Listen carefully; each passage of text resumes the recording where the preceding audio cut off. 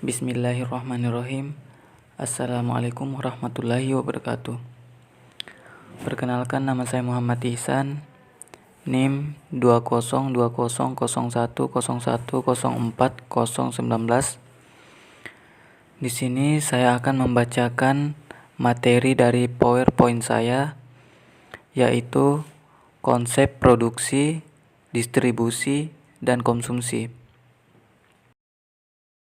Subunit 2, konsep produksi, distribusi, dan konsumsi. Sesuai dengan kodrat manusia sebagai makhluk monopluralis, mempunyai keinginan atau kebutuhan yang bermacam-macam. Kebutuhan orang satu berbeda dengan kebutuhan orang lain.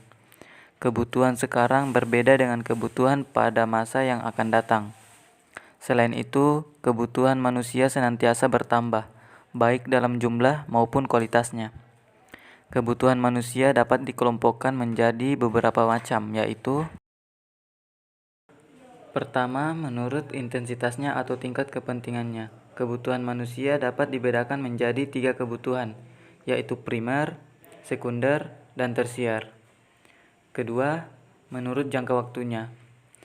Menurut jangka waktu, kebutuhan manusia dapat dibedakan menjadi kebutuhan sekarang, kebutuhan yang akan datang, dan kebutuhan yang tidak menentu. Ketiga, kebutuhan menurut sifat.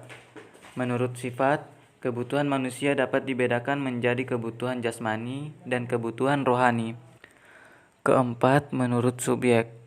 Yang dibutuhkan kebutuhan berdasarkan subjek adalah kebutuhan individu dan kebutuhan secara kelompok. A. Produksi. Satu, pengertian produksi dapat dibedakan menjadi 2, yaitu dalam artian sempit dan dalam artian luas. Dalam arti sempit, yang dimaksud produksi adalah setiap kegiatan atau usaha yang untuk menghasilkan barang.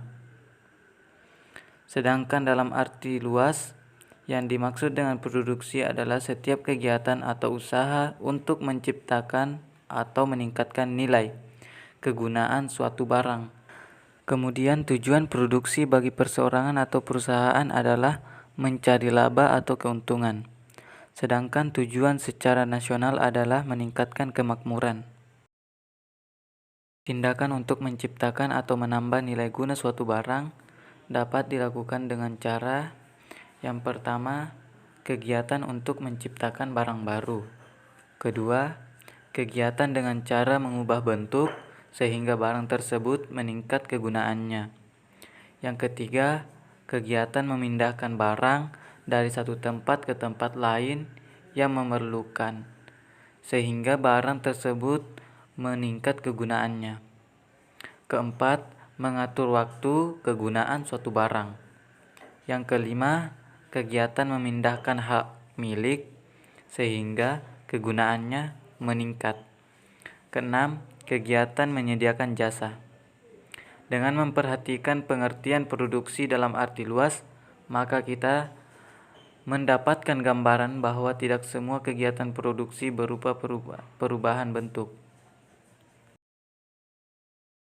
Kegiatan produksi dapat dilakukan oleh perseorangan maupun oleh badan usaha. Badan usaha dapat berupa milik negara atau BUMN, badan usaha milik swasta atau BUMS.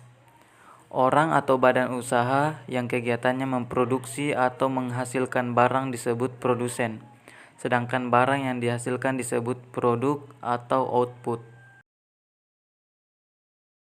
2. Faktor-faktor produksi barang dan jasa yang digunakan sebagai alat pemuas kebutuhan manusia. Sebagian besar harus diproduksi. Untuk memproduksi barang dan jasa diperlukan faktor-faktor produksi. Adapun yang dimaksud dengan faktor-faktor produksi tersebut adalah sebagai berikut. A. Sumber daya alam. Yang dimaksud sumber daya alam adalah segala sesuatu yang disediakan oleh alam yang dapat digunakan manusia dalam memenuhi kebutuhannya. B. Sumber daya manusia. Yang dimaksud sumber daya manusia adalah kemampuan untuk usaha manusia, baik yang berupa jasmani maupun rohani. yang digunakan untuk meningkatkan nilai guna suatu barang.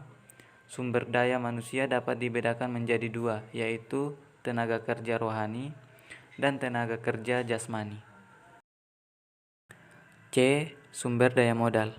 Sumber daya modal di sini adalah segala daya atau barang yang dihasilkan untuk dipakai menghasilkan barang atau jasa selanjutnya.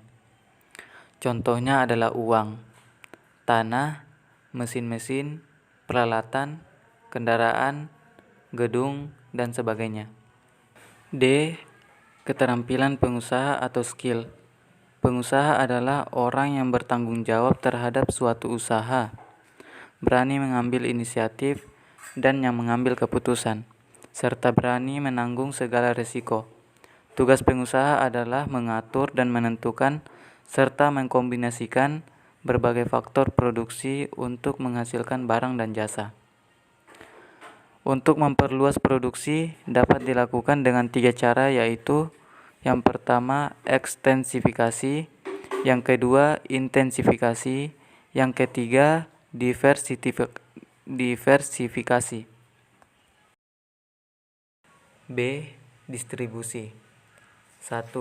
Pengertian distribusi. Distribusi adalah semua kegiatan untuk menyalurkan atau memindahkan barang dan jasa dan produsen ke konsumen. Produsen adalah mereka yang menghasilkan barang atau jasa, sedangkan konsumen adalah mereka yang menggunakan atau memakai barang atau jasa. 2. Fungsi distribusi. Sebagian besar barang-barang yang dihasilkan oleh produsen agar sampai ke tangan konsumen memerlukan proses yang panjang. Dengan demikian, fungsi distribusi adalah A. Menyalurkan barang-barang dari produsen ke konsumen, dan B. Membantu memperlancar pemasaran sehingga barang-barang yang dihasilkan produsen dapat segera terjual kepada konsumen. 3. Saluran distribusi.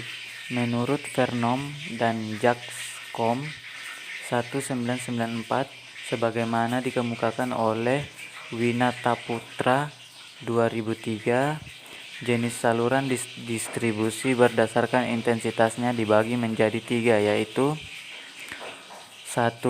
Bentuk intensif, yaitu jenis saluran yang memanfaatkan banyak pedagang besar dan kecil. Yang kedua, bentuk selektif, yaitu jenis distribusi yang hanya memanfaatkan beberapa grosir dan sejumlah kecil pengecer. Pengembangan pendidikan IPS SD 2 sampai 41. Ketiga, bentuk eksklusif, yaitu saluran distribusi yang hanya melibatkan suatu perantara dalam lingkungan masyarakat tertentu untuk menangani produk. 4. Lembaga-lembaga distribusi. Keberadaan lembaga distribusi sangat penting dalam kegiatan ekonomi, karena melalui lembaga distribusi inilah barang-barang produksi dari produsen dapat dijual ke konsumen. Adapun lembaga-lembaga distribusi itu adalah sebagai berikut. A. Grosir atau seller. B. Agen. C. Pedagang eceran atau reseller. 5. Alat-alat distribusi. Untuk memperlancar pelaksanaan distribusi diperlukan alat-alat, yaitu alat pengangkut, B. Alat penyimpanan atau gudang, C. Alat promosi. Selanjutnya ada contoh skala kebutuhan untuk seseorang sebagai berikut. Kebutuhan pertama, makan. Kebutuhan kedua, pakaian. Kebutuhan ketiga, tempat tinggal. Kebutuhan keempat, kesehatan. Kebutuhan kelima, pendidikan. Kebutuhan keenam, sosial. Kebutuhan ketujuh, liburan. Kebutuhan kedelapan, menabung, dan lain-lain. 3. Nilai suatu barang. Nilai suatu barang adalah kemampuan suatu barang untuk ditukarkan dengan barang lain, serta kemampuan barang untuk dapat dipakai memenuhi kebutuhan.